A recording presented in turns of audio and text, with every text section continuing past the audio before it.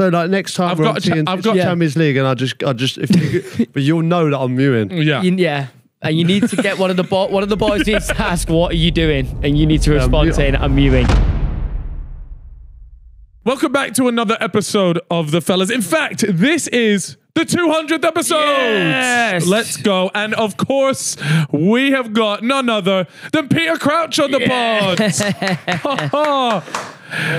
Yes, I'm good. Welcome, brother. Thank you. How was it getting down long Struggle that stairs one. I could only get to like stair 3 to pretend to walk down. I couldn't get much. That's all right. You know, we've had to downsize a little bit. Okay. My mum couldn't pay the rent, so we've had to move it down to a different basement and the stairs. I'm here, man. I made it. You did make it. Thank you very much for coming. And it is the 200th episode, and of course we had to pull out all the big stops. So thank you for taking your time and joining us. We've got a good bunch of things that I want to talk about. And I actually want to start it off with you as a Twitter user. I want to know, are you still a Twitter user? Yeah. You still use it? Yeah. I don't know if it's like kind of people of a certain age that still love it. Yeah. I am of that age and I still enjoy it a lot. It's still good. There's a lot of shit out on there, and that's what's good about it. Do you know what? There's a lot of risky stuff that pops up on there nowadays, you know? Like the stuff that when you're in public. Yeah. And there's a your lot eyes, of war content. I've noticed that. I've noticed that. I'm not into that vibe. You're not retweeting that? Not really. No, I'm not into it, but you find yourself just like, I'll just watch it. It's a curiosity. Just with like one eye. Yeah. Yeah. It's a bit like that. And I still enjoy, like, I don't get on board with Instagram, things like that. I rarely kind of post stuff because I don't really like sending pictures of me and what I'm doing and what I'm up to. But I like reacting to stuff or just commenting on things. And we actually have a Hall of Fame tweet from you here, right? And there's very few people that, and it's got 75,000 likes. And I need a bit of, maybe not backstory to this, but you dropped a congratulations, Man City. You really were a shark this season. And Gustavo said, top man, I promise to stop wanking over your wife now, Pete. Fucking class. That would be great. Thanks, mate. How much crazy shit do you get tweeted? Do you still get this sort of stuff? Yeah, there's loads that goes on, obviously. And obviously you don't normally react. But like with that, like I was just joking because I remember, I think it might have been, someone was saying it might have been Mendy was saying, oh man, see, we're a shark team. And I was like, what does that even mean? Number one, I need to take the piss out of that somehow. So then I said that, but I also wanted to congratulate him because they were the best team in the league that year. Yeah. But then obviously this fella said that I thought his comment was really good. Yeah. Like, thanks, I will stop wanking over your wife. And then I usually people go, oh, this is an outrage, But, genuinely, like he was saying a comment that was quite nice to me, I thought. Like, number one, he thinks my wife's attractive. Yeah. Number two, he's going to stop wanking over her. I think this is a win-win situation. It's all positive. You made a promise, man. So then I was just like, look, thanks. I appreciate that. Yeah. I mean, a lot of people get quite a lot of abuse on Twitter. And I feel like in terms of abuse, like this is one of the good ones. It's quite endearing, really. And I wonder what Gustavo's up to. I'd love to, I mean, I don't know. I mean, I know what he was up to. Yeah. So he kept that promise, man. I don't know what he's up to now. But yeah, I mean, listen, it could have been worse. Yeah. It could have been. Honestly. I just feel like there's definitely an episode, whether it be in your podcast or maybe even the Therapy Crouch, where you get him on the blower and just see what he's up to these days. Yeah, that would be nice. That'd be nice. That'd be a nice thing to do. But I feel like there's a room for being positive. I think there's so much. What is it called? Do you boys call it X now? It's still Twitter. Twitter, right? So I still feel there's a lot of positivity to be had out there, although there's a lot of negativity. So I think that brought a few smiles. Yeah, it's quite a nice thing to say, really, isn't it? At the end of the day, I'm not going to go personally say it to someone I know, but yeah. Now, I promise you, this podcast isn't just going to be reacting to things that have happened. But one of my favorite ever internet clips, you were. How do I say it? The reason for the fault of, and it's you with a hurling stick. What I know this one. It's quite a big one. Shall I refresh your memory? Do you mind just pulling this up? We don't need the audio for it. It's nothing too. It's not too bad. Oh yeah. This is generation. Oh, it's so bad. So to the audio listeners that don't know, right, you've got a hurling stick in your hand. You've pelted this ball 100 mile an hour at this wheelchair user acting as a keeper. He had no chance. I've got. Can I justify myself, or do you? The best bit about it is you just going straight over, instant apology. Oh my god! So what happened was the story behind it. I'm on the One show, right? I don't know why I was on the One show, but I found myself on the One show, and Chris Evans was with me, and I can't remember who else was a guest. And obviously we did it first, but the first one you don't see there, like, so I kind of dollied it. Like, obviously, it's in a wheelchair. I didn't want to do what I eventually did. But then Chris Evans goes, "Oh, come on, mate. She plays for England. She's the England."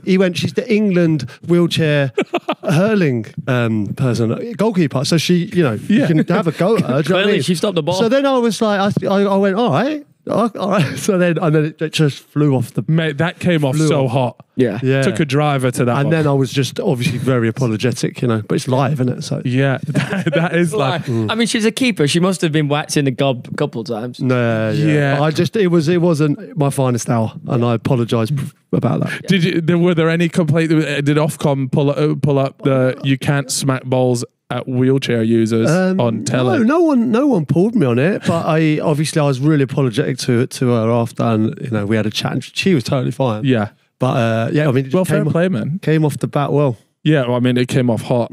Speaking of which, actually, we the first time that we met was actually over a round of golf. We played golf together, right? Yeah, we did. Yeah, okay. And I ended up taking some cash on the 18th hole. I pulled it back. But I wanted to talk about golf, and particularly footballers playing golf, because it seems, especially recently, all the footballers are getting into it. It's such like a massive thing. And I want to know why. Like, why has this sport of all sports...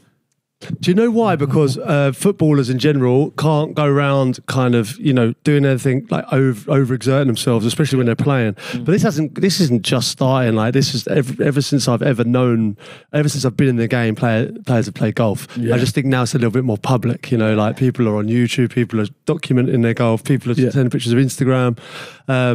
So now I think more people are aware that footballers are playing golf, but they've always done it since the start of time. Has there been the best footballer that you've played with? Who's the best player you've played with? Well, like Bale's probably best. Jamie Redknapp. Savage is good. Robbie Savage. I've not played with Robbie, but he's good. I've heard he's good, yeah. I've heard he's good, but I've not played with him. But Harry Kane. Harry Kane, yeah. Harry Kane's really good. Was saying. Yeah, Harry Kane could, he hits it a mile. Yeah. Declan Rice just getting into it now. I've seen that. Yeah, he loves it. But yeah, it's good. It's great. I seen a video of McTominay playing, right? Good. He hits the ball so far. Like, that's the thing, because they're athletics guys that playing like football currently. Like, they just manage to pipe these balls. So my problem is, I'm the anomaly on most of these things. Like football in general, really. No one looked like me or played like me, and I think it's similar for golf. So right. You say these players are hitting a mile, like I don't. You did it kind of far. Long levers. I'm not I'm not, it's not terrible, but I'd rather it be more controlled and down the middle than long and wayward, A few of the times when I've played golf with footballers, they like to put big money down. I'm not shocked. Yeah. And every time I played with them, like these lot, they just play like it's Monopoly money for them. It's like £1,000 a hole. And stuff like this. Yeah. And I've gone, why don't we take a zero off that then? Yeah. And just a disappointment in their face. Yeah. Yeah, it's a bit heavy, isn't it? Yeah. But I just feel like, especially you have a few drinks going around the golf course, things get a little bit out of hand. And but surely you have a few drinks, by the time you get to ninth hole, just fucking hammered, no? And you're not hitting the balls all over the place. When you're on holiday, I think that's when it gets worse. When things escalate. Yeah. I like to drink, but I'll be honest with you, I like to play golf. But I also like to drink. But I like to kind of play golf first and then drink. Maybe at the halfway I'll start with one or two and then progress the pace towards the evening. I always find the problem with me is that I have to play golf during the week. I'm not allowed to play golf on the weekend. My missus has said to me on multiple occasions, like, the weekend is for me. And so on the weekdays, that's when I'm having to take out an entire that's day. fair enough. That's fair. Yeah, I get that. Well, in all honesty, that she's never said that to me, but like it's kind of like feel it. when Unwritten rule, you know. you just feel I just don't take. Because if you the piss. did it, you know you'd be in a doghouse big time. Yeah, I feel like the odd occasion, say I don't see my mates from school, I don't see them, they all live dotted all around the country. So sometimes when they work during the week, they don't have a job like me where I can get the odd game in during the week. But so I'll organise one there and I get away with it. But not as long as you don't take the piss, I think you're all right. What are you doing? We're literally mid-podcast. Welcome to... Well, you've got to intro it anyways, Chip. welcome to Lore of the Land with today's sponsor, True Travels. Now, last week, we asked you guys to send in some stories to the Fella's Basement about your trips, wildest travel romances that you've had. Wow. We want to know them all. We love romance. It's safe to say you lot are in the pits. True Travel is here to maximize adventure and minimize hassle. They offer you a wider range of adventures so that you can meet like-minded individuals and share once-in-a-lifetime experiences all around the world. True Travels have come to us and they've said, oh, lads. Can you stop the... Lads! We know you love a trip around the world, so why don't we, give a trip away to some of your fans? And we said we'd love that. Yes, that's right. You and a friend could win True Travel's 14-day Thailand island hopper trip. Everything being sorted for you from the second you land to the second you leave. Trips, travel, accommodation, and everything. You literally just need your drinking money. Well, where will I be going? What will I be doing? True Travels have refined and perfected this incredible 14-day trip over the years. Exploring some of the most iconic places and activities in Thailand. What's some of these things, Cal? Bangkok river cruising temples. Khao Sok National Park. Floating bungalows. Bottle Beach and Viewpoint. Phi Phi Islands boat trip. Thai massages. Koh Tao and Koh Nang Wan day trip. And of course, enjoy the Phuket nightlife. Right, let's hear some of your awful travel romance confessions. Chip, grab the confession box. It's time to lay down the lore of the land. Whew. Here we go. Confession number 1. Ooh. Ooh. Ooh. Here Goodies. we go. Can I read this one out? Would you mind? Here we go. Met a girl while traveling Asia. Traveled with her for 2 months. The day we were due to fly home, she told me she had a boyfriend back home. We got on the same flight and sat in complete silence the entire time. Never heard from her again. Damn. Bro, what is she doing? Damn. Do you know what? Let me tell you something, though. He's got away with it there. Because look, just think, you had 2 months of a trip romance. Yeah. And that is ultimately, that's probably all it was ever going to be. Yes. These things never really go past that. You got to enjoy the good bit and not have the bad bit. And most of all, you didn't have someone yapping in your ear the entire flight. That sounds like a win-win to me. Facts. All right, let's do another one. Oh my gosh, it's an essay. Jesus Christ. I swear, if we just get to the end of this and it's waffle, I'm going to be livid. Was in America for a futsal tournament and met a Latina bird. We hit it off and I was pretty certain she was aware that this was just a holiday thing while I was there. All right, so bro's trying to get that trip romance. He knew. Yeah. He had it locked off from early doors. Towards the end of the 3 weeks, she started talking a lot more about relationships and introduced me as her Aussie boyfriend. Oh, hell no. Hey, look, the Aussies, it's easy to fall for an Aussie male, you know? Yeah. Hell yeah. I bet he had a mullet too. I thought it was a bit of banter, so I left it. Fast forward 2 months, and I'm back in Australia. Now, I never added her on social media, and my name was different on Facebook at the time. I get a call from my mother asking who this person was from America and why she's saying you're her boyfriend and agreed to fly her out to Australia to live and get married. What? Wait, that can't be true. Wait, she's just suddenly called his mum and said that? No, I think she's rocked up. Oh, wait, no. I get a call from my mum asking who this person was from America. Oh, I can't tell. Oh. No, I think... And why she say... Yeah, has she just rocked up? No, there's no way. No, I think it's a phone call. Okay. I think it's a phone call because then it ends with this. How has she tracked my mother down on the other side of the world with just a last name that was on the jersey that was on the back of my jersey is a mystery to me. I think it's a phone call. That is insane. That's some detective skills, man. She could fucking... Let me tell you, that's the biggest red flag of all time. 100%. And to any guy that thinks, nah, man, I want a girl like that will fight for me and run. She broke the Enigma code. She knows if it was an inside job. She knows Victoria's Secret. Hey. Be in with the chance of winning True Travel's 14-day Thailand island hopper trip. This is for you and a friend. And if you do want to be involved, then tap the link in the description or scan the QR code on screen right now. Yeah. Yeah, that's the problem if I'm trying to get that back-to-back golf. Whereas you do take the piss because you love it. I do love it. And anytime I get the chance, I'm just out there. I want to be playing, especially during the summer. And then the worst thing is I have to come up with a lie as to why I need to go on holiday. So sometimes I've got to go do a podcast in Portugal. Oh, right, okay. Yeah. Do you know what I mean? Oh, don't tell him about time. He tricked me into a golf holiday. I don't play golf. Yeah. Oh, really? So he tricked me and the boys into it. Yeah, well, he doesn't really play Unbelievable. golf. But we had a lot of our friendship group do. And unfortunately, Chip's kind of like the one guy that doesn't play golf. There was two of us. Oh, there was two of you. And we just lied. We said, look, we're going off. It's to Greece, boys trip, all this. Unfortunately, as we were driving in, now I should have thought about this, but as we were driving in, the gates open and all you see is golf courses. Yeah. And the resort is another several miles in. And at that moment, it kicked off, didn't it? I mean, me and Will were like, why is there so many golf carts driving about here? What's going on? Yeah. And I was like, oh, you know what? Maybe it's just they have a golf course and they don't know. It's until every day, it was just me and Will sat in the hotel like, you lot playing a full round. Every day, full round of golf. I'd love to spend time with the boys, but they're not fucking it. Oh. They're getting absolutely hammered on the golf. There was one day they did 2 games in one day. Yeah, that's crazy. Great golf courses, I was at the pool with no one. Yeah. You've got the excuse of having the channel now, though. You can say it's a golf channel. Yeah, the golf channel. Yeah, I've just tried to find lots of different ways to come up with excuses to go and play golf. And a lot of people are doing this now, aren't they? Like, just set up a golf channel and stuff like that. And just have you been on any of them? Yeah, Tubes is one. Like, yes. Yeah, really good. Jimmy and Tubes and his brother Ange. It's good. How do you find playing golf in front of a camera? Were you all right with that? I suppose you do a lot of stuff in front of cameras. So yeah, it's probably I do not too now. bad. Yeah, but like golf's one of those things that I'm a little bit more nervous about because I never played golf when I was growing up, and I just got into it later on, so I'm not quite at the level of a lot of people.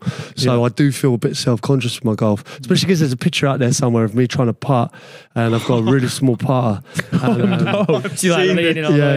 and it's that set me back a few years with playing golf in public. But we don't need to get it up there. Yeah. It's a brilliant pick. Did you just get a longer putter after the picture? No, so you know what happened, right? I had a pendulum, so you'd have to lean. So obviously, when you hold a golf, yeah. But I had a pendulum grip like this. So I'm leaning over more, and it was really working for me. And I thought, look, so I had to say to people, look, this is how I play golf, right? Watch me putt now. Laugh, take the piss, and then when we go out and play, if you could refrain from laughing. That's what I had to explain to everyone I played with. Really? And was this like an actual thing for you? Where they're like, I don't like it. I was like, look, I don't want to putt like this, but it's fucking working. It's so good. So just like laugh now, and then I'm gonna take some money off you. You know what I mean? That's fucking brilliant. And are you still on the pendulum? No, I had to change. I had to change. Someone got me. I think we were in the World Cup, and we had a bit of downtime, and someone was in the bush, like taking photos. No way. Yeah, and it was that kind of mad time where it was like Beckham, Ashley, everyone was like, it was mad time, and it was always people trying to take pictures of us, and someone took a picture of me, and I thought, you know what, it's got to go. The pendulum's got to go. No, fair enough, man. No, geezer in the bushes has ruined your putter swing. Ruined it. And never been as good as that putting. No, well, that putting was good for me for a time, but I've got to try and do it properly. Yeah. You ever use one of them belly putters? Yeah, I reckon that'd be good for me. I haven't, but I think I should use that. Yeah. Oh, that might look really ridiculous. So I feel like it's the ones that like they anchor into here, don't they? To the belly, and it takes all the kind of wrist and hands out because you're like it's stuck to your you're chest. using your chest kind of thing. Yeah, like this, Chip. Yeah. What the? Yeah, you see what I mean? Yeah, but then I'd struggle with that as well because I haven't got a derby. The belly wouldn't go into the belly. Yeah. Yeah, that's a bit mental. That. You mentioned there about the World Cup. What was that like? I'm so curious. I know this is a pretty standard football chat, but I'm just so interested to know about going to a World Cup. Oh, mate, honestly. Especially with the teams you were going around with. Yeah, like back then there were just so many big names. You know, like your mum and your grandma could name the starting 11. Yeah, and I don't think that you could, as good as the players are now, I don't think that, everyone could name them. Yeah. If you go through that team, with like David James in goal, Gary Neville, Rio Ferdinand, John Terry, Ashley Cole, David Beckham, Frank Lampard, Steven Gerrard, Joe Cole, Rooney, Owen. Do you know what I mean? Like that team there, they're all like household names. Like everyone knows who they are. And it was crazy being around that kind of dressing room and that environment. And obviously that, when all the kind of it was all like the wives and girlfriends and stuff, and all in the same hotel, and it was carnage. Yeah, I was. But also amazing to be a part of just that kind of setup. It was amazing. And was the World Cup? Was that Fabio? The first one, 2006 was we had Sven. It was Sven Goran Eriksson, and then 2010 I played, which was in South Africa, which was Fabio Copello. Yeah, but I mean, being part of it, like it's so big, you don't realize until you're in it. Like you're in a bubble, but every training session is just massive. Everywhere you go, just when you sample like the crowds and the amount of people, it's a festival, right? But it's a festival of football and. Everyone's there. The biggest sporting event in the world, isn't it? I can just imagine like the level of like pressures and eyes that you have on that type of thing. With Fabio, what was he like as a manager? Because who was it? Prod that said he didn't like him or didn't get along with him? Ben Foster. Yeah, Ben Foster said that he really struggled to get along with Fabio Copello. He's very blunt or something. Yeah, man. I mean, I've never seen him like it. Yeah, I mean, he was a disciplinarian, but let's be honest, like we had this kind of thing that we were doing with England where we'd have a manager and then we'd go for the exact opposite when it didn't work. So Sven was so chilled, most relaxed person you'll ever meet in your life. I loved him. He gave me my England debut, but like really relaxed. He just, do what you want to do, that whatever makes you happy to play on the weekend. But with Copello, it's so different, mate. The rules came in, we lost ketchup, butter, everything went out. And then it was very much like if you were a second late for a meeting, if you were on your phone when you shouldn't be, it was like treating you like kids. Like fines. Are these fines that are coming? Well, yeah, no, he just basically I always remember Glenn Johnson came down once in one of the first meetings and he had flip-flops on. And as he came down, he just pointed at his flip-flops and then dismissed him like that. With a hand like that. I didn't even look at him. Yeah. I remember Frank got told about his phone. I remember Emil Heskey was on his phone once, and he, when you're in a hotel and all the stuff that goes on the food, like the trays and stuff, right? Yeah. So he just got one of the trays, and Em's on his phone like this, and he's just banged them both together like in his ear, and I thought, mate, that would fill me with rage. He's doing this to it's season. These people have kids. They're not kids. Yeah. Yeah, mad. But he was very much about the rules, and that was his way. But I just had a tremendous amount of respect for him just because of what he'd done in the game. AC Milan, Real Madrid. What a manager. But it didn't really work out with it's pretty incredible. Even you hear about it now, like for example, someone like Klopp that tends to be very like people orientated on all that, and then you switch to different managers. Like it's pretty incredible that there can be such different styles of managing and yet both kind of be successful in their own way. But I know certainly as a player which one you'd prefer to play for, right? But I guess it depends on the player and the group of players, like how they're going to react to it. Like I bet there are some teams out there that works for him, obviously, but with England it didn't. Yeah. But what were the boys? So the boys obviously didn't react too well to him. Was that the case? It didn't work. Let's be honest. I think probably Sven definitely had a better record with England. Yeah. But then people look at that generation of footballers, called it, the golden generation. And we didn't win anything. Yeah. But having said that, the teams were different. Mate. Like we were playing against Spain, right? With Iniesta, Xavi, Busquets, David Villa, Torres. The team was a joke, levels right? were fucking And then we're crazy. playing against Brazil, Rivaldo, Ronaldo, Ronaldinho. The 3 R's. This is. I mean, it was France had Henry. That team in front. That team that came through there. We just playing against. We were below that level. It's like prime national team shit. Prime. Do you think that does it boil down to that? You reckon? Because obviously we didn't have that success when everyone does call it that, the golden era. And yeah, we won nothing. And you think that is what it really boils down to? No, I think there's an element of both. I think we maybe just underperformed as well. But that sort of France, it was France, was it 98 where Ronaldinho scored over Seaman's head? And we still got to a semi-final, got beaten by that Brazil team. The Portugal thing was a bit different in 2006 when I played. Rooney got sent off. Yeah, with Cristiano. That issue happened. If that hadn't have happened, would we have gone further? That one. But yeah, frustrating. Lots of different reasons why it didn't happen. But because I think one thing that I saw, or I think maybe like 2 years ago or something, it was like a really big talking point was like this toxic environment within the team and all this. Now, obviously, you'll be able to tell me more, but I have a theory about this, right? And the theory is that there might have been a bit of toxic stuff between people, but it's nowhere near as big as it's been made out to be. And the reason for that is they just felt like they needed to blame something. And so they've just said, oh, it was because everyone was really passionate about their club football. Now, you'll be able to tell me whether it genuinely was like a serious thing, or do you think the media sort of blew it out of proportion more than it really was? I do think that, I look at the side now and they look like they are definitely more harmonious, and it's definitely more feels like a club atmosphere. Yeah, it feels like they all get on. Yeah. I'll be honest, that is not the case when we played. Really, and I don't think it held us back because everyone was professional enough to, when we got on the pitch, to want the same goal. But I do think at times it was very much. I mean, the Premier League was as good as it's ever been. Then, like the rivalries were the best. Yeah, who doesn't want to see like Keane and Vieira in the tunnel? Like people want to see that, right? And those games were so explosive. But how do you play in games like that and then come together and go? That was Happy great. Well played Saturday. Yeah. It was hatred, right? It made the Premier League better, but it made the national team slightly worse. Yeah, I would say. Yeah. Have you seen the trend recently called Barclaysman? Oh, well, there we go. It's a note here. Who's the ultimate? Have you seen what this is? I'm all over it. Yeah. Yeah. I'm all over it. Give us a list of players that you think epitomise this era of football. See, I'm like, for me, like this is slightly like my era of proper. Like I remember when the Premier League started, and I honestly loved it. Like that was my era, I would say, like late 90s. But then obviously I started playing in this Barclays era, so I mean you could class me as a Barclays. Absolutely.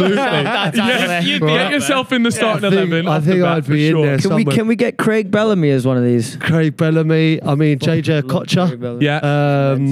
Kevin Davis, I would class as a Barclays. Solomon Kalou. I'm talking players like random players that are like from that era. from that era. I think I like the more rogue, the better. So if you can niche as fuck. If you can give me a niche player, no, if I got one, I am all over it. I like Zoltan Gira, Fulham, like West Brom. That's the kind of level I'm talking about. Zoltan Gira, proper player, man. I'm trying to think of somebody. I can't go too niche, Roque Santa Cruz, but he hasn't got that kind of like who? Santa Cruz, but he didn't have that kind of like. He was unbelievable. He didn't have that kind of like Barclaysman edge to him, did he? Yeah, which was when? Yeah, when was the end of the Barclays era? I'm going to say 2001 to like 2011. We had an outside shout here from Amir Zaki. Oh yeah. Not a bad shout. Nice, yes, that's nice. There was a few at Wigan as well, people like some of those Wigan boys. Oh yeah. I'm thinking of Hugo Rodallega, that kind of. Now you're in the deep trenches, man. You've gone way beyond our knowledge, mate. Yeah, sorry, I can go deep in. We realised today, I was doing my podcast today, we realised today that the 93-94 sponsor, like, I don't know if you're into this, I'm a geek on this stuff, like the sponsors of the shirt sponsors. Okay. So I reckon 93-94, I think if you throw a shirt sponsor at me, I could name the team. Ooh, I would say. It has to be that year, does it? No, anywhere from 90 to when the Premier League started. So kind of, I wouldn't say the first Premier League season to like 2000. I got one off the dome right here. Throw a shirt sponsor at me. Crown Paint. Yeah, Liverpool. There was another one as well. Luton. There's another one I'm thinking of. I could be wrong. Another one. Yeah, they won the league. You've got to back yourself, but you got to pull it off. The Crown Paints, for me, the original's Liverpool, right? Yeah. Let's have a look here. What the Crown Paint do? Didn't they do Blackburn? Oh, maybe not, mate. They might. Hold on, what year is that? That's not the year I gave you. 09-10. Yeah, bit late. I'm talking late. I'm going way back. If you want to go way back, unplug this. I couldn't be able to do it, mate. I was born in '94. I know, well, that's what I mean. But like this, if I were to go on Mastermind, this is your thing. I think it would be shirt sponsors. The thing is, I don't know if I'll be able to get the dates here, but I'm just going to say just wheel them out. Sanderson. Oh, no, you've hit me with that one. Is that from the correct era? Let him lock in. Is that from the correct era? Correct year? 93, 94. Shirts up. Can't lie. It'd be like, this is from 1964. Yeah. There was two. Southampton and Huddersfield. All right, give us another one. Pizza Hut. Fulham. Yeah. That's a good shirt sponsor, you know. I love Pizza. Cause. Chelsea. Yeah. Easy one. Oh, I didn't know this one. Doritos. Oh. Yeah, but isn't that... I thought that was Fulham as well, no? Not the one I'm looking at. Maybe I shouldn't have you got a year for that one? Let me have a look. Doritos. Go on, they're a current Prem team. They're a current Prem team. 0204. Yeah, 02. That's too late, yeah. Doritos. Wolves. Wolves. Yeah, okay. Paul Ince, nice had that shirt on. Can't say I would have known. Was there ever a team in the time that you were playing that most people wouldn't expect, but that you just dreaded coming up against for whatever reason it was? Bolton, I'd say. Bolton. Yeah. What was that for? That team was just hot. It was hard to play against. Sam Allardyce was the manager, you know. They had Kevin Davis, who was an absolute unit up front. JJ Okocha was like with the ability. It was just a tough place to go, and I never really did very well there.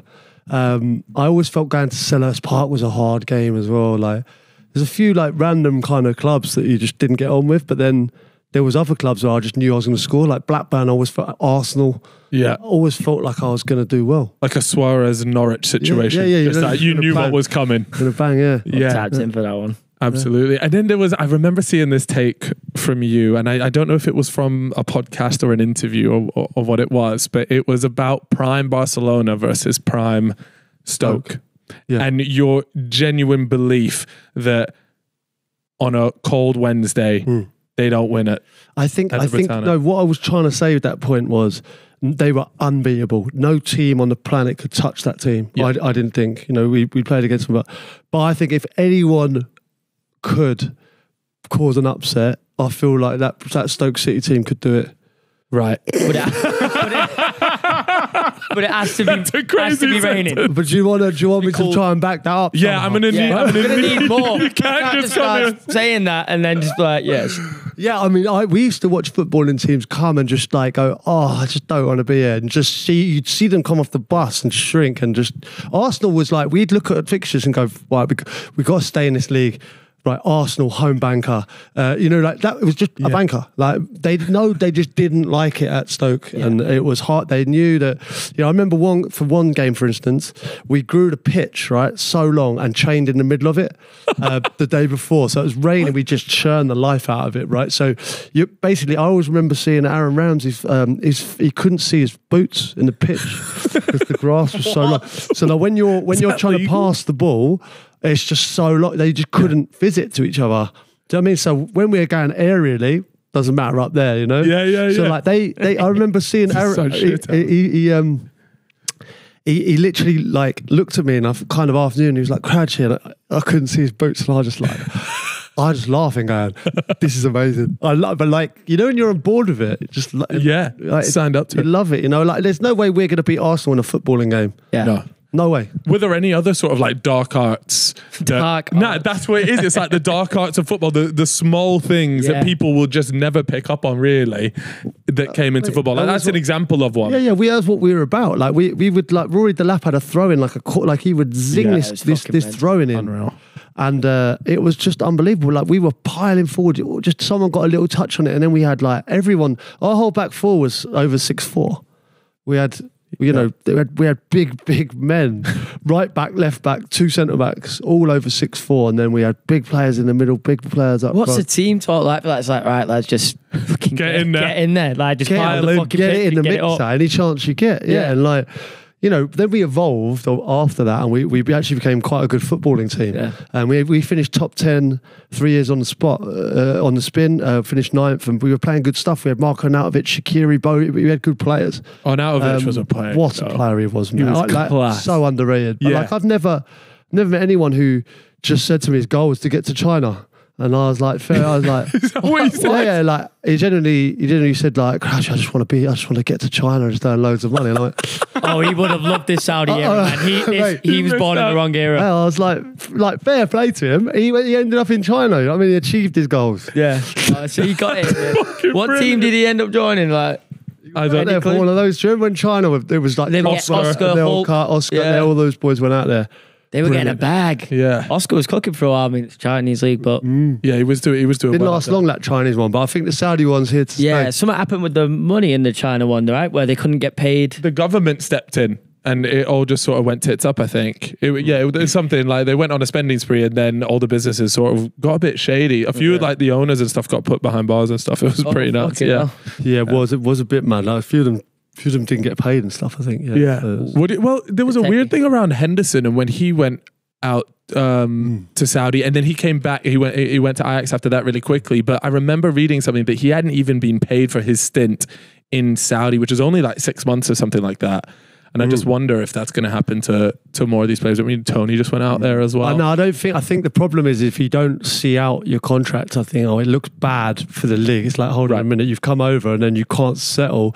So I don't think it looks good for them. So obviously, like, I think it works out that you get paid kind of back end. Yeah. So what do you think, Tony obviously going out there? I was a bit gutted when I saw that. Not like he's obviously buzzing. In the Premier, isn't he? And he is good to watch. I wouldn't mind him just sticking around. Got to the top 16. I would have liked to have seen him. I feel like Arsenal could have been a good move for him, or Chelsea. Yeah, I would have loved. I think Chelsea were trying to get him like last minute, and they just didn't. They've tried it for every striker. Yeah, to be fair, they were going for Osimhen. They were going for Osimhen. Yeah, there was a lot of. We got Nico Jackson. It's fine. We don't need to be fair, he's actually decent. Yeah. I feel like he's been disrespected a little bit. He's the most disrespected player in the league. Yeah, I agree with that. Yeah, I do agree with that. There's something in that, like, he has been disrespected. His stats are actually mad. Yeah. I think if you took penalties out since last year, I think he's scored more goals than like Salah, Solanke. He's just behind Haaland, isn't he? Yeah, it's like Isaac.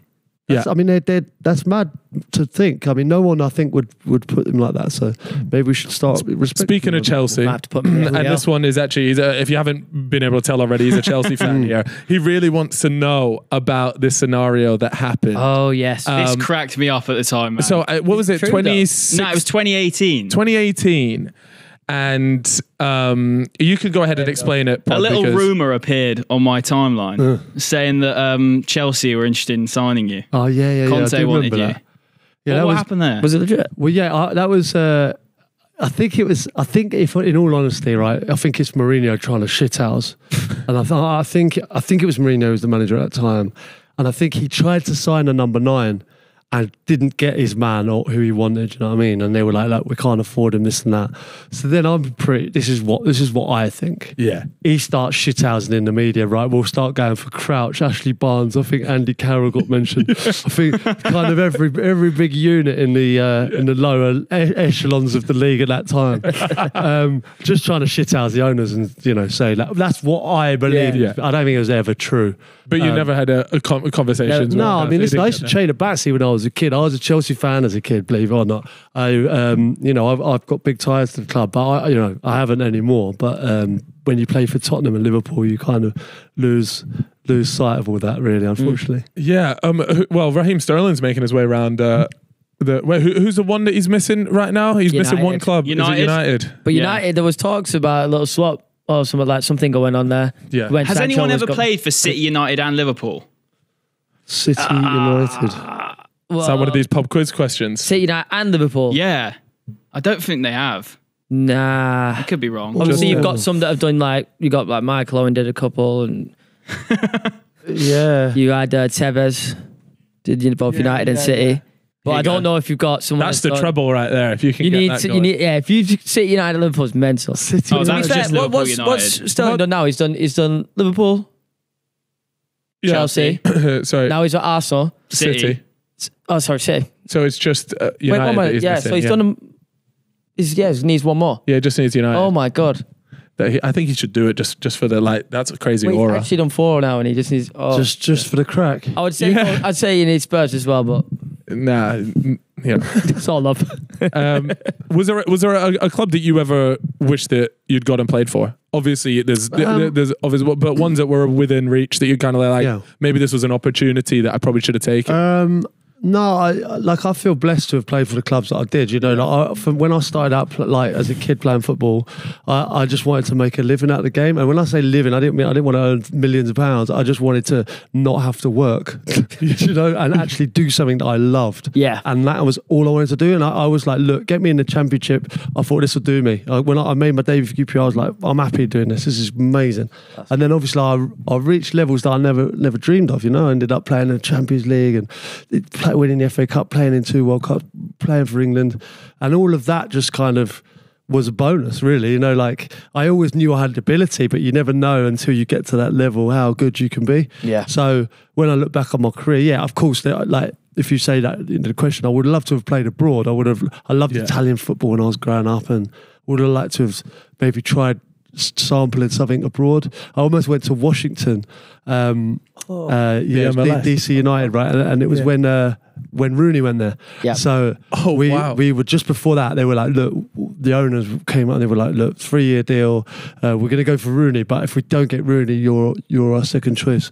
So I said to my wife, I said, look, pack your bags, babe. I said, there's no way he's going to Washington. Well, I'm not joking. We were like, had houses. We were ready to go. Were you a little bit gutted, then? Yeah, and then I was like, I looked on Sky Sports News and I think, fucking Rooney's gone to Washington. I said, so she sent Colleen all the houses that we'd look at, schools and everything. Oh, and she was like, "Oh, she was sorted. Yeah, here you go, then, sweetheart. We've done the research for you. Yeah, here you go." No, that's brilliant. Do you get along? Do you still speak to a lot of like the ex-England teammates now? Are you still close with them, or has everyone gone off and done their own? No. Like I'm quite close. Obviously, I see Rio and Joe Cole all the time. Yeah. I do TNT Sports, and we do the football on a Saturday. I'll do the Champions League, and I see Rio and Joe all the time. Seeing Weybridge quite a lot. He lives near me. Ashley Cole. His little girls in my boys' class. I see Raheem actually on the school run sometimes as well. You can ask him about the Man United thing. Mate, look, these boys have come up with a cracking idea here, mate. You need to move. Yeah. You got one more in you, man. Yeah, one last one. Yeah, no. Is there a manager, like you mentioned a club there? Is there a manager that you wish you'd played under, or even to like nowadays? Who was it? It was Gerrard. He said he'd wish that he'd just stayed one more year to play under Klopp, just to have experienced that. Okay. And was there a manager that you kind of like, I wish I'd stayed at that club just to play under a manager? Yeah, I think the biggest one was Liverpool. I think when you leave a club like Liverpool, it's that only down, in my opinion. And I think, there's not many, Real Madrid, you can argue, Barcelona, that was the Spanish ones, but like Liverpool to me, like when I played there, you don't realise how big it is until you're at the club. And I think, obviously, when Torres came, I knew I wasn't going to play. And I was in the England team, and I thought Portsmouth offered me a great deal, and we had a great team down there, like a really, really good team. And I thought we could go on to big things under Harry. But Torres left like very soon after when I left. So I left, and then Torres left like for Chelsea. No one saw that one coming at all. I thought him and Stevie, I thought that was them forever. And then it kind of broke up, and then I was watching like Foreigning and Gog and like these players playing it for Liverpool. And I was thinking, fuck, if I'd just hung on, I'd have got another 5, 6, 7 years there, because then they started signing, obviously, obviously Suarez was brilliant, but Carroll didn't really work. They had a struggle, like a period of struggle. Benteke was there as well. All that. And it was just a bit like, what's going on here? So I was a bit like, I could have hung on a bit longer there. But with regards to manager, I would love to have played for Alex Ferguson. I had the opportunity, I played in David Beckham's UNICEF game at Old Trafford. And I was sitting there, and I always remember Carlo Ancelotti and David and Sir Alex Ferguson sitting there together. And everyone left, and I kind of hung around. And then they were having a coffee. And then they said, come join us. And I was like, well, you'd never ask. And it ended up just sitting there. It was John Terry, I think it was Ashley Cole, because they knew Carlo from Chelsea. And they were just talking about old times. I was like, this is like, if you love football and you just hear these two men talking. It was just a privilege and a pleasure just to be in the same room as them. So like to have played under one of them, I think would have been great. Would have been special. Yeah, I can imagine just like the stories that they must have. You'd love to just sit down for hours at a pub. I'd love to be a fly on the wall in the dressing room for Sir Alex. See all the shit that was going off in there. You can. I wonder if the hairdryer treatment is still a big thing nowadays. Yeah, who's like? I can't imagine some of the managers did. Like we had Ollie, right, and it went down a little bit, whatever. But the players said he was lovely. I couldn't imagine him getting into like if you watch his interviews, he seems like the nicest bloke, and I couldn't imagine him screaming at a player like, which sometimes might be needed. Yeah. Did you see the Maresca interview after the Chelsea game? And he was saying about his style of play, and they said, "How have you got it in so quickly? Like, how have they adapted like this?" He said, "Well, if they don't adapt, they don't play." Like brutal. I think we're seeing more of that kind of bounce, low key. That's all it is. Just ruthless. Got your hopes up. Yeah. Is there like a known thing amongst players of a manager is particularly like, look, you don't want to. Who's that clip? Is it Warnock? The clip of him where he's in the fucking dressing room and he's going 3 points. It's so good. I miss those. That's proper. Things. Enjoy it by being disciplined. So good. We had him on our podcast. Yeah. What a legend. Good bloke. So good. His teams. I played against his teams in the early days when he was at Sheffield United, and his teams were brutal. Like nasty at times, like physical times. Yeah, some of them were like, it was. There's a lot of shithousery going on, but he gets results. I mean, that's it, isn't it? And I guess as long as the results come, then nobody really minds too much about how you're getting on. Do you know what I mean? That clip where they do Guardiola and they do him. It's compare them both. Good. It's so good, mate. Have you seen this clip? No, I haven't seen it. One. Oh, I don't know if we. But it's of that scene in the dressing room. Yeah. It's basically the Warnock's Fly on the Wall documentary compared to Guardiola's Fly on the Wall documentary. He's got them all doing the high knees in the dressing room. Phenomenal. If you haven't seen that clip, check it out. Yeah. I tell you one guest that I am jealous that you had on, and you actually mentioned it to me when we were playing some golf as well, was the fact you had a bit of royalty on the podcast. You got to explain to me, one, how does an opportunity like that roll up? He's not sliding in your DMs saying, "Man, I've got some stuff I need to say." Really? Yeah, genuinely. Like, obviously, revolves around his charity. He's part of heads up like a mental health charity, and I think his team have gone, you need to get you on a podcast to talk about this, whatever. And they chose us. They chose ours, and they reached out. It's like the two ones that reached out, which was mad, was Elton John and Prince William. And with Elton, we mentioned him on the podcast. And we started saying, who would you have, like, dream guests, whatever. And then we said, right, we're going to make this a thing where we try and get them on. And mine was Brazilian Ronaldo. I think it was Tom Fordyce at the time. It was early days. And he said Kim Jong-un. Still waiting on that. That would be fucking cool. That would be that was away him high. Yeah. And Chris is a Watford fan, so he said Elton John. And Elton, he is across everything. Like, you don't realise how much he knows about music, about podcasts, about film, about football. He is just off the incredible. Like, there's no doubt that what I'm saying here on this podcast, he will hear. I'm telling you now. Elton, big fan, mate. We've not got a guest for tomorrow's episode. Yeah. Amazing, right? Yeah. And he again, he reached out, and it was through a friend of a friend, and he got in touch with Abby, and then Abby messaged me and said, "I think Elton John wants to call you," right? And I'm in a car going to a match up north. I think it might be Manchester. And I get a call from like a home Windsor number, and I thought, oh my God. And I said to Lee, that my driver, who still drives me around, top man, I said, "Lee, Elton's on the phone." He said, "Shut up, you idiot." I swear, I put him on. He said, "Peter, Elton here." And I was like, wow. And he said, "Look, I've heard you talking about him on the podcast. I'd love to come on." And I was like, wow.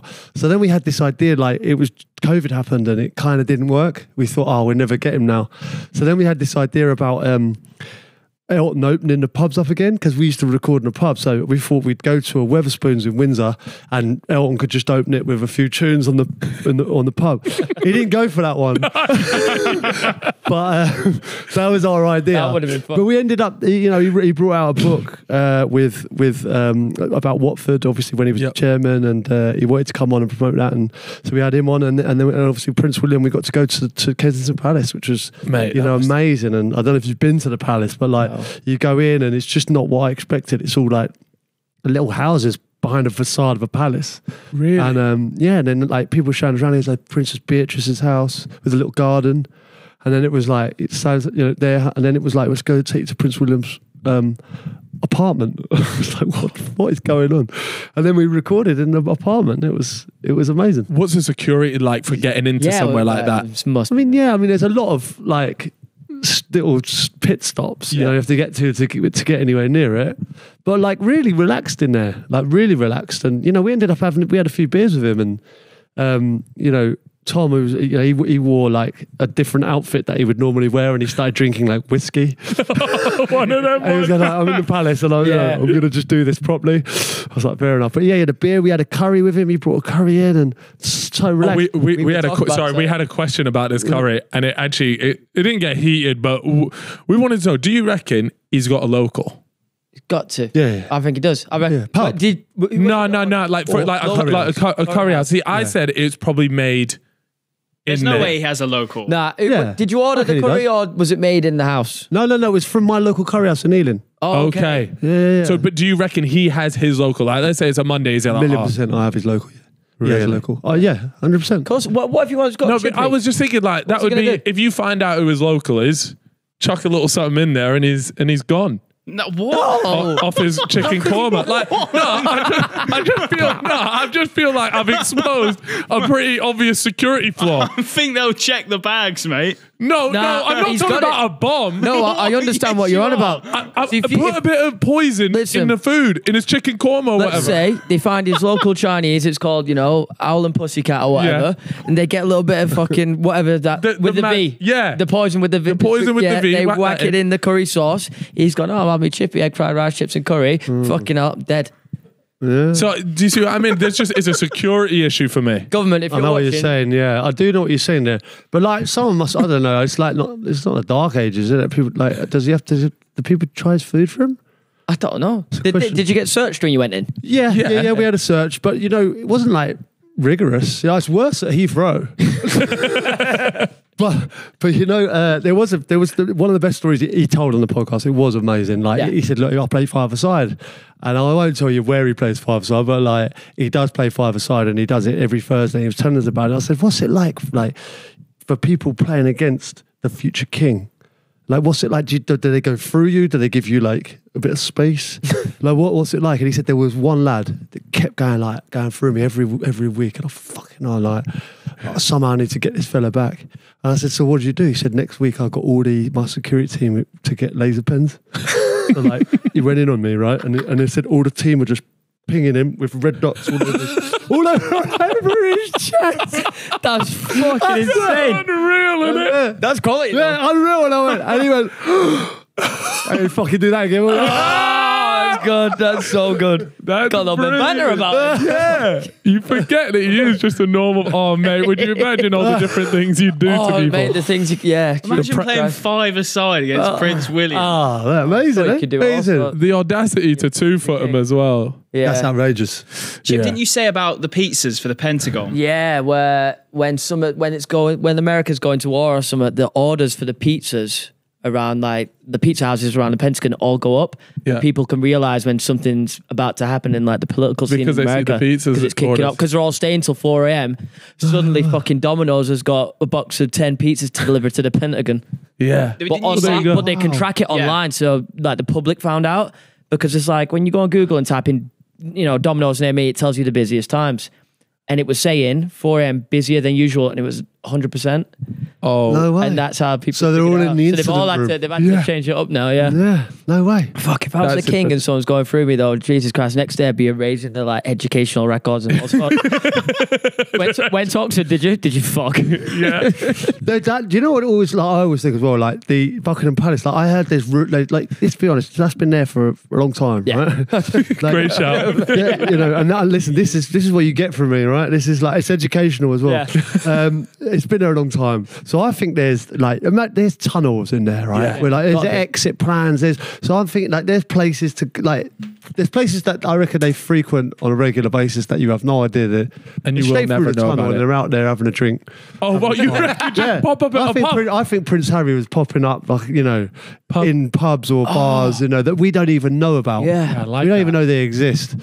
He's out there doing karaoke on a Thursday night and then coming back on through the tunnel. Have you lot heard about the Mole Man in Hackney? Oh, I have heard about the Mole Man. Have you heard about this, No. Pete? There's this bloke who's like known for like back in the day. He had this house, and instead of getting planning permission, he just built into the ground underneath all these roads And So underneath other people's houses. Yeah, he had miles of tunnels underneath his house and through Hackney. That they say they've now filled them in, but there's no way they have. I've seen it. I've gone past it a few times, and there's a plaque on it that says like this was the Mole Man's house. Yeah. No, is that his nickname? Yeah. The Mole Yeah, Man? the Mole Man. did you go to see the tunnels? No, because the house is The house is yeah, worth there you go. a few quid. Oh no, they've done it up now though. It looks proper nice now. Yeah, it's lovely. Look, this is That it. looks rough. Why is it called Mole Yeah, that's what they've done to it. Look at that. Oh my God. It's really nice on the outside, but if you look on It's got that new build vibe.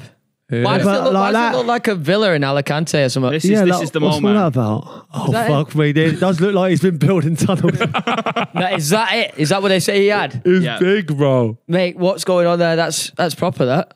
Well, I mean, that is a network of, you know. That's just not one bloke.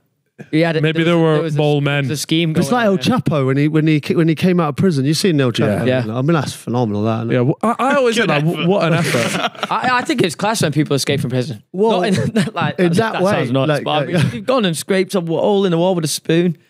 Like, you fair unbelievable. enough, you deserve this. It's unbelievable. Yeah. Wow. You got any conspiracy theories that you're convinced about? We go through quite a lot. Do you? Yeah. Yeah, we love a conspiracy well, like theory. obviously, yeah. Other than that, the tunnels under tunnel into the Buckingham pub. Palace. Yeah, there's a few, but you know, it's difficult because if you come up with one of these, you get cancelled quick. Oh. Don't you? So yeah. I've got loads, if I'm honest. Body loves chemtrails. You know, He's one of them guys. He's a chemtrail. You heard about the chemtrails? You know about these? What about The planes? The planes? Yeah. Yeah. With all the They're keeping the weather bad in the UK to keep us depressed. Yeah. That's what they reckon. Little do they know my financial situation is the reason behind it. Yeah.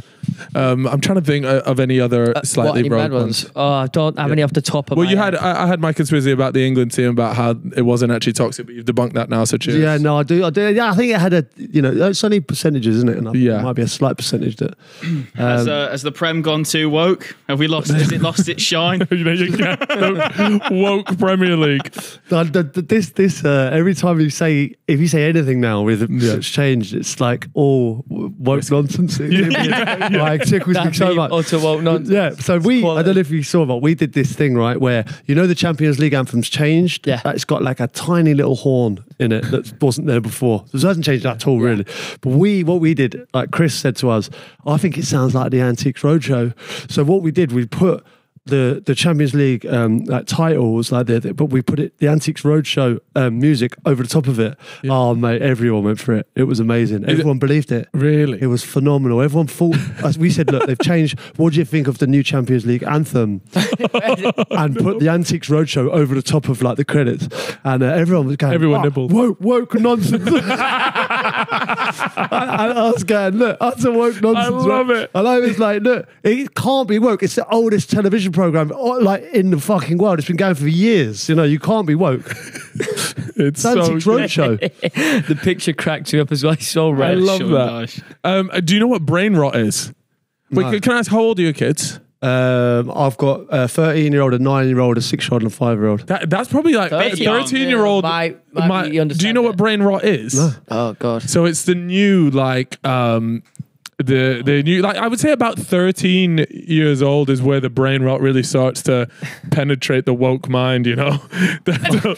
No, so brain rot is like a new vocabulary that kids have come up with. Yeah, right. It's TikTok humor. It's TikTok humor, but I'm not really in that vibe. Do you remember when you was like 15, you were saying shit that your parents just wouldn't say or understand? It's like that, but it's gotten worse. Okay, yeah. Very bad. So what we're gonna do is, and by the way, we'll be part of this quiz as well because we don't know all of it. We can help with some of it. But we'll go through a vocabulary quiz of what these young people are using. Oh, yeah, they are saying different things now, aren't they? Yeah. So the first one is... We all sound so old right now. Yeah. I know, but you boys are young, right? No, not even anymore. How old are you? I'm 43 now. Yeah. Oh, okay, you are getting on. All right, here we go. Let's start. Question 1. What's the word for those strange little men stuck in toilets? Bowl boys? I know the answer. But who are the strange little men? Toilet snakes, plumbing gnomes, bowel boys, and skibbity. So I think we're going to go with the last one. Yeah, toilet skibbity. I recognise. It's the one that makes the least sense for me. Yeah, so let's just go. Let's do this. Correct. Right. Correct. All right, next one. But what kind of weird men in toilets? I'm lost. Are they talking about the people that work in the toilets? We don't actually know the answer. What weird men are in toilets though that they don't go in them? Here we go. Question number 2. What does Riz refer to? Is it charisma or charm? The fizzy foam at the top of soda? A sort of raspberry blueberry candy flavor? Or a bad mood? What do you reckon? I think it's like charisma. Yeah. I think it's like he's got Riz. Charisma. Charisma. He's rizzing it. You know what I mean? All right, we'll go with that top one. Let's see if you got it right. I'm down with the kids. That's very skibbity of you there, Pete. Yeah. Oh, fucking hell. These kids aren't saying this. I swear to God they're saying this. So your kid hasn't touched you with one of these yet? Said you're one. That should definitely not call me Riz. I know that. What about this one? Which body part is typically associated with the term gyat? Gyat. Think about the Here we go. Yeah, but that sounds like terrible. A bit patois. That sounds like yet. You got, is it hair, biceps, butt, or face? Yet. It's got to be a butt, isn't it? But I wouldn't even say butt. Like, yeah, it's got to be arse, isn't it, all day? It's got to be arse. Let's go with butt. Yeah. What? I'm mashing this quiz. Keep them coming. Keep them coming. This is so funny. Get me on TikTok. Oh, fucking hell. Oh. Right. Which of these terms refer to taking a bit of your friend's food? Is it treat toll? Is it goodie tax? Snack sneaking? Or phantom tax? Yeah, mate. Goodie tax I'm going with here. Goodie tax. I think it's goodie tax. Yeah, I think it's like, yeah. Not treat toll. Treat toll. Treat toll's good. I hope it is that. I don't think they're good enough for that. It's woke nonsense. All right. What we go? Let's go goodie It's tax. not looking good. Oh, Phantom. What's Phantom? Phantom's a streamer. Twitch streamer. Big American streamer and he steals food. Yeah. Oh, really? Yeah, poor from you that you didn't know that, actually. Yeah. Sorry. Oh, I'm expecting Here we go. big things here. You ready? Right, All move. right. Which term describes someone who's a bit of a lone wolf and may even be better than an alpha? Oof. Is it a sigma, beta, omega, or a zeta? So I know the Omega's a lone wolf, right? Are Is they? it? Yeah. Is that what it is? An omega is a lone wolf. It's a watch, no? So what about sigma? I don't know. I thought that was the rapper. That was the DJ, wasn't it? Is there a DJ? Yeah, what's the one with Talia Mar done a tune with? Yeah. Yeah. Like, Oh, fair Sigma, enough. right? Isn't he? I'm sure he's on a tune. Yeah, he is. DJ? Yeah, no, Must be. no. It's close enough. All right, so we're going omega. Better's like, that isn't that Facebook now. Yeah. Catherine Zeta-Jones, it's Amiga. You think it's Amiga? Yeah. Oh, it was sigma. You know what though? I swear omega is a thing as well. It's to do with wolves. Google that. Amiga is something to do with wolves. Oh, I That's hope- why. That was a trick question. What is an omega wolf? Amiga is definitely to do with a wolf. What does that say? Greek alphabet. Yeah. Close though. But type in Amiga wolf. There you are. There Look, we go, Look, yeah. look. Oh wait, you've actually. All right, look. Social hierarchy of the wolf pack. Yeah. Is at the bottom, right? Is at the bottom of the social hierarchy. So It's the cock of the wolves. Mate, so you said lone wolf. The cock of the wolves. He's on his own. So technically, I'm right. He's on his own wanking in a corner. Yeah, the bottom one. All right, let's go. Here we go. What are we? 6 out of 10. All right. In which US state are wild, strange, unfortunate things most likely to happen? According to the internet. Let's have a look. Only in Alaska. Only in Mississippi. Only in Florida. To be fair. Or is it only in Ohio? Which US state are wild, strange, and I feel like it's realistically all of them. Yeah. But there's definitely strange things gone on in all of those at some stage. But Alaska seems to like no one would say that because you don't want to diss people from Alaska because you don't care enough. Yeah, there's no one in there. There's not enough people there that it's just snow, really. Yeah, I think it's just a nice place to go, isn't it? I would say Mississippi, potential. They've got a river. They've got a great river. They have one of the best. This is what you learn. They've got a massive river. Yeah, Buckingham Palace has been here for a while. Mississippi has a river. This is We've got loads to podcast come. for the ages. yeah, mate, they're learning. It's an education thing. I would say my guess was only in Florida. Yeah. Because, I feel like there would be people that want to disrespect people from Florida, whereas I don't think they would care enough about the others. What about Ohio? No one cares about Ohio. I don't know. You care about it. I mean, it's not, these are massive states. I think there's a lot of people that do care about it. Where is All right, Ohio? let's go with only in Florida then. It was Ohio. You knew that, didn't you? we You tried your best to fucking help me out there. Go on. Here we go. Which of these people is a football player known for their riz? All right. So charisma, right? I'm into this now. all right. So now, this is crazy. Right. So which of these football players? Now this is an American thing. So we're talking about American football, not soccer.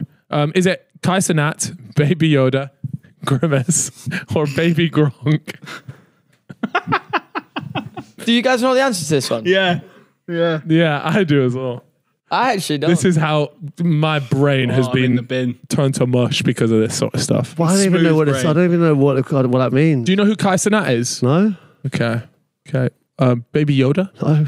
You don't know what Baby Yoda is? What Baby Yoda? I've heard my kids. Star Wars. Yoda. Oh, right. Baby Yoda. That one. I thought it was like a YouTuber or something. Yeah.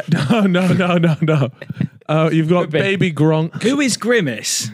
Grimace Shake Yeah, I know. from McDonald's. Yeah, but who is Grimace? We don't know. I don't know. Which of these football? Do you know who Gronk is? Okay. No. I don't know who Gronk is. All right. Right. Well, I guess you're just gonna have to hazard a random guess here. Well, I'm going to go with Baby Yoda. Yeah. I don't think he's a football player. We'll go with Baby Gronk. That was the right answer. Unlucky. That one was rubbish though. Yeah, it was poor. Oh, now this is a good one. Oh, this is good. Okay. You should do this on your next broadcast. I feel like you part. Yeah, this is. If you Anyone who imitates a Pokemon character as a joke isn't funny. No, yeah, I'd agree with that. So this is what is mewing? Is it imitating a Pokemon character as a joke that isn't funny? The sound a cat makes, a way of flirting, or a tongue exercise? What do you think This mewing is tough, I got off to a flyer and now I thought I was in. Nah, you might be able to pull this back by process of elimination. Reckon, here. I know the young era is watching this right now thinking, what the fuck are this guy's doing? I like, it's got to be a way of flirting.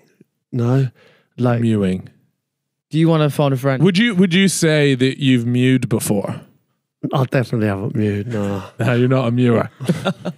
I reckon you might have mewed. Let me put it that way. Oh, really? He's cracking Okay. up. He definitely I wonder mews. if you Googled that, if anything would come up. I think Peter Crouch you've mewing. I have mewed. Is it the sound that a cat makes, or is that something else? Well, that's a meow, right? So I know. It's podcast. This is I thought mine was fucked. You're going to be bottom of the barrel stuff you've got here, Pete. You're going to be in that Uber on the way home, like What have I just talking to your teammates saying, "What the fuck have you lot I signed me really up for?" did. I really did. I couldn't even. No, mate. What a tongue exercise. What the hell would a tongue exercise look like? Do you know this? Yeah. No. Do don't you? Yeah. I'm locked in. It's got to be the Pokemon thing. Then. Yeah. Imitating a Pokemon character. Click that prod then. Is that your? Let's go with that one. Oh, it's a tongue exercise. Okay, what kind of exercise? I'm not doing it. No, do you want that I'm to not Mew? doing it. You put your tongue to the roof of your mouth. Yeah, and then it just sucks your cheeks smize in. with your eyes. And you smile with your eyes. Yeah. You're having me on there.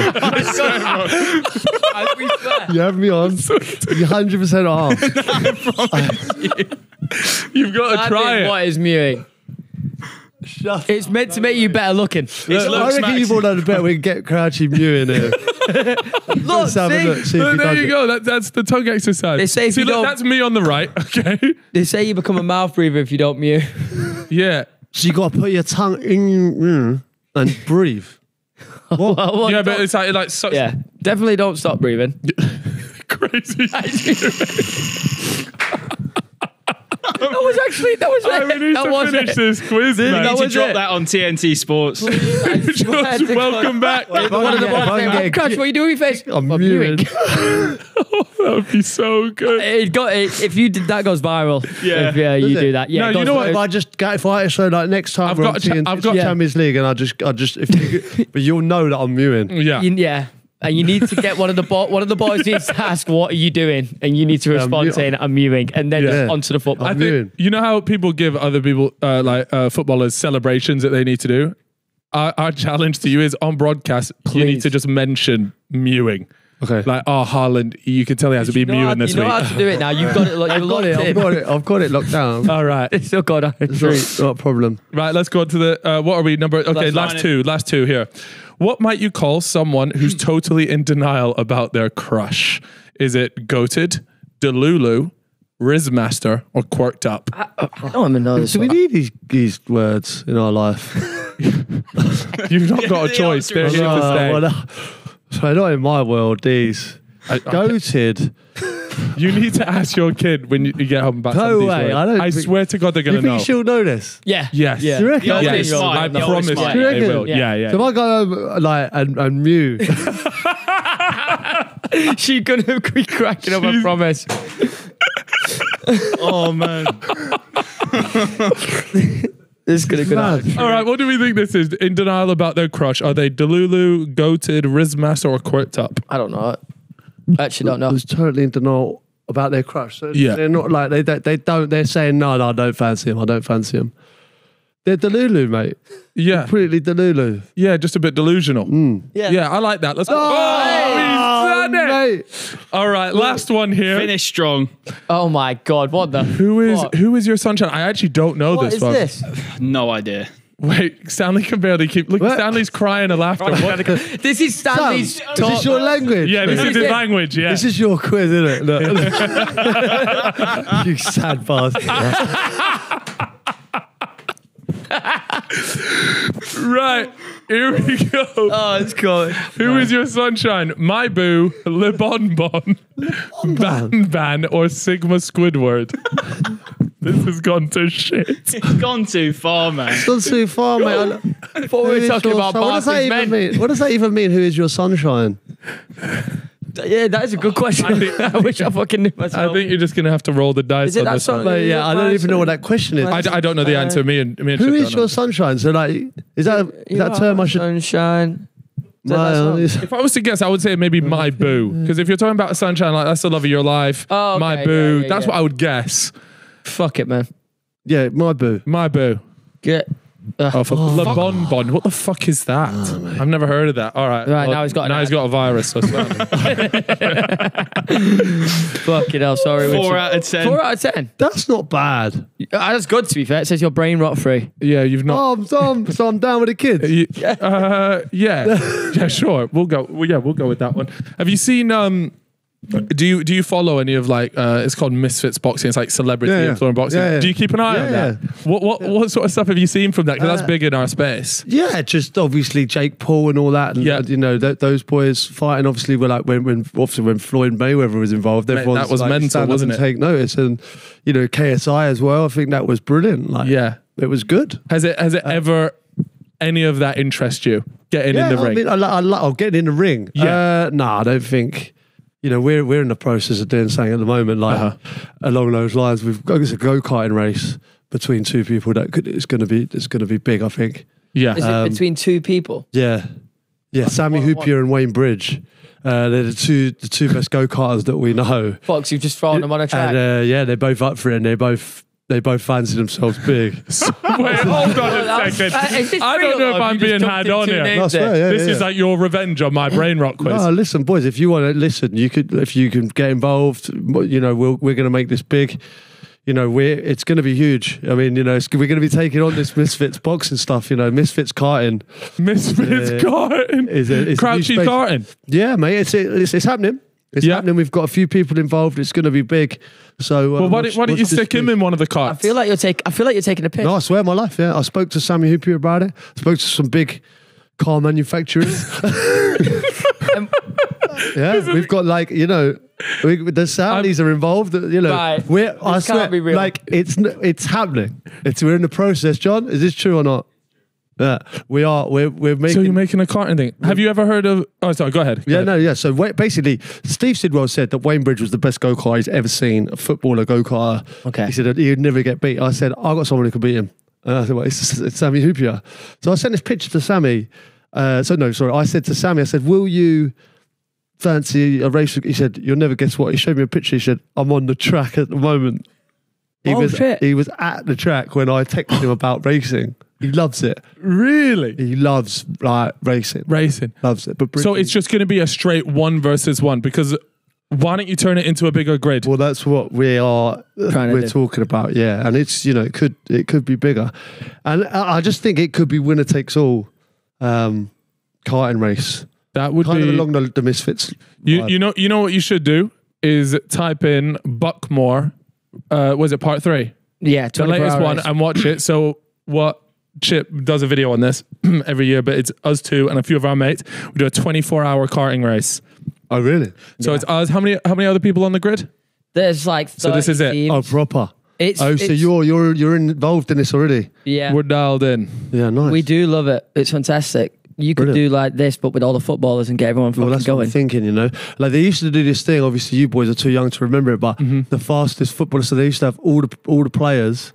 Like, so imagine you did this in the league, right? You had Kyle Walker, Erling Haaland, you know, the fastest people in the league, Rashford, whoever you fancy. Imagine you line them up, right, in a 100-meter race. They used to do this. They used to do this. No, they didn't. Yeah, where would they show it? Google this. There was a race. I think it was Paul Williams of Coventry. Yeah. And he blitzed it. It was like 91. And everyone was like, this is amazing. But then, you know, footballers, it's all got a bit precious in it now. And it's like injuries. Yeah, injuries and that kind of thing. Yeah. We have too much money. Back in the day, it was a thing. And I'd love to see it now. Imagine that would be amazing. Seriously, a pay-per-view, right? You had Mbappe, you know, Kyle Walker, like whoever, like the pace merchants. Yeah. You've got my money. Van der Ven. I will be there. Like Vinicius Jr. Mate, that would be so good. One thing that I know. There you go. It's at Wembley. Look, half time at Wembley. What is this? How have I never heard of this? 100 metres at Wembley. It used to be at Wembley like half time. Here we are. Yeah, it's the race. Oh my God. It's the Rumbelows Cup. They're calling the part of the country Central East. Like, what's going on? Yeah. This. There we go. Look. They were using shillings. Yeah, look, it's the Rumbelows, but they had all leagues and everything. Like different leagues. Is that on grass? Yeah, that one's on grass. But they did it. They did. So the final was held at Wembley. At half time in the FA Cup, I think. Or like something like that, League Cup. Wait, mate, this is unbelievable.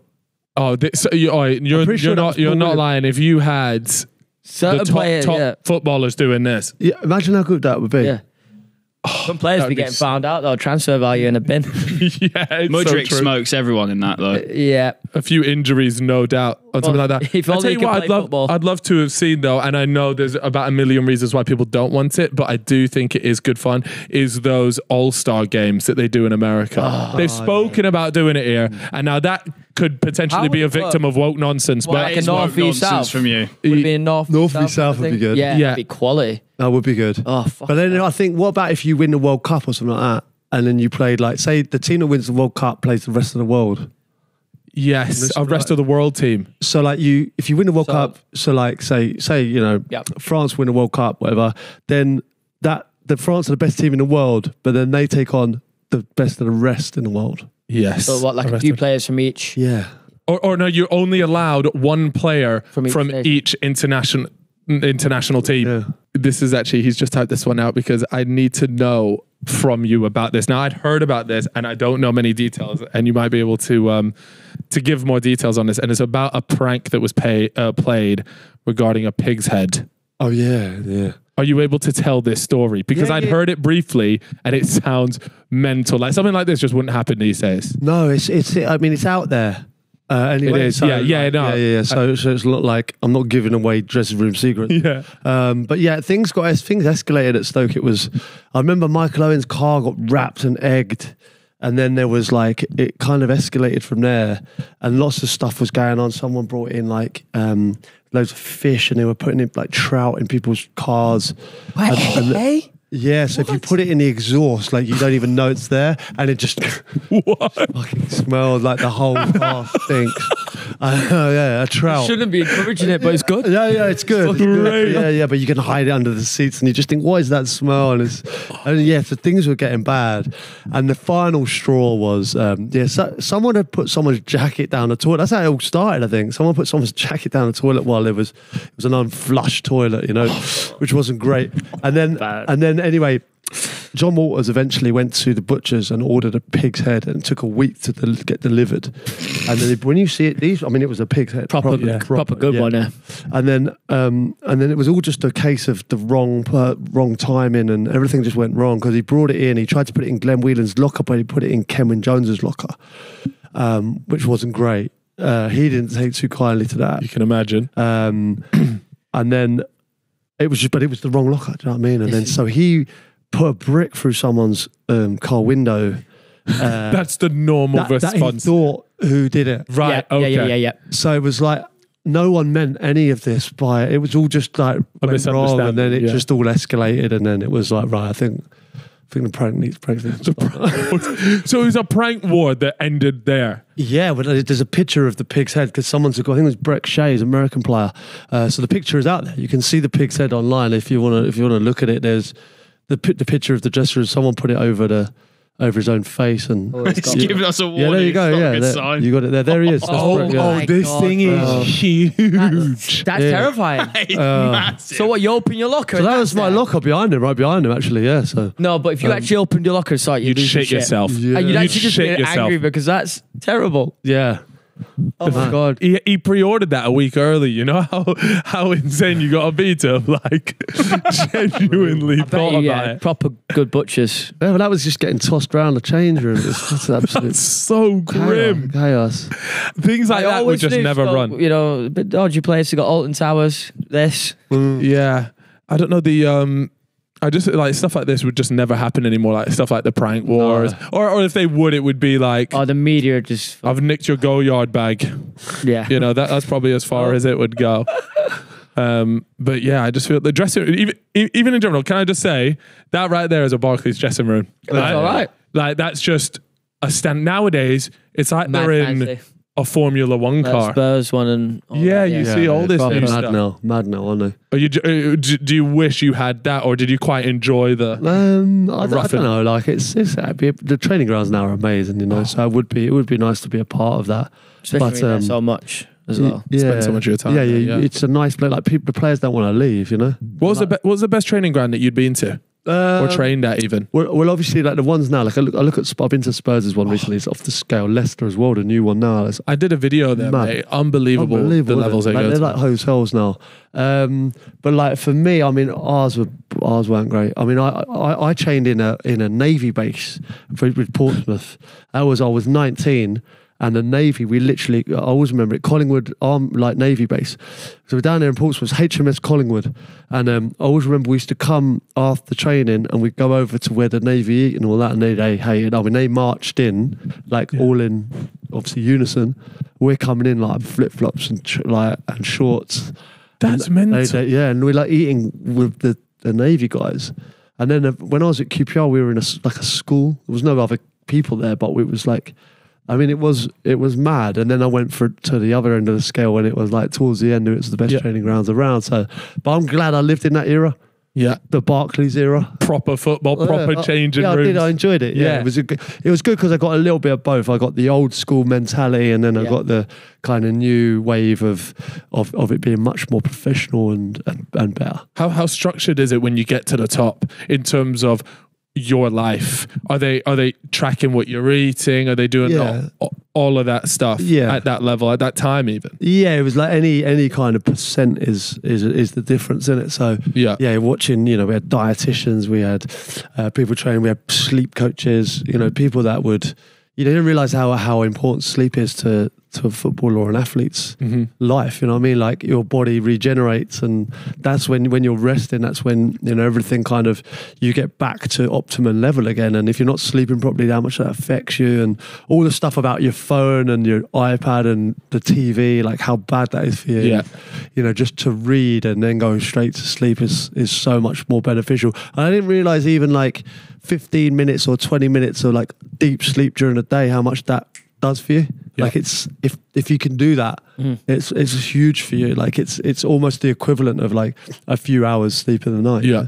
So I can't sleep during the day, man. It's difficult. I wake up so grumpy. I wake up so grumpy. If you can have too much or too little, and there's an optimum level. Right. Okay. So you just got to strike that balance. Yeah. They got them life hacks. Yeah, I know. It's incredible like how sports science has sort of developed now, and even to the point, like obviously at the time it was where you were, it would have been intense, but I can only imagine now, like it just keeps evolving to the point where where people, every minute of these players' lives is probably scheduled. Yeah. It's unreal. Remember the stories everyone was telling about Ronaldo when he went for dinner at Ronaldo's house? Go over, and it was like, right, we're gonna eat dinner, but it was just rice, chicken, plain as it can be, vegetables. Then we're gonna go play football outside. Then we're gonna go in the pool. Then we're gonna do sauna, a massage, and then gym. And he was like, I just wanted dinner. He's a machine, though, isn't he? A machine. Look, Pete, it's been an absolute pleasure having you on. Yes, I want to say a big thank you for having me. I appreciate it. Yeah, look, this was our 200th episode, and we're very grateful that you found the time to come on here. It's been an absolute belter. And look, we've even given you some new words to go back to your kids with that they're definitely going to know. Yeah. I'm going to walk back in the door with loads of riz, you know what I mean? Start mewing. I'll mew. You have to mew. I look forward to seeing that on TV. Yeah, no, I'm enjoying it. No, thanks for it. I appreciate it, and I've had a good time. I've enjoyed it. Amazing. Of course, guys, you can check out Pete. He's got his podcast, or a couple of podcasts now, actually. So go ahead and check those out. And until next time, we'll see you all later. Bye-bye. Bye.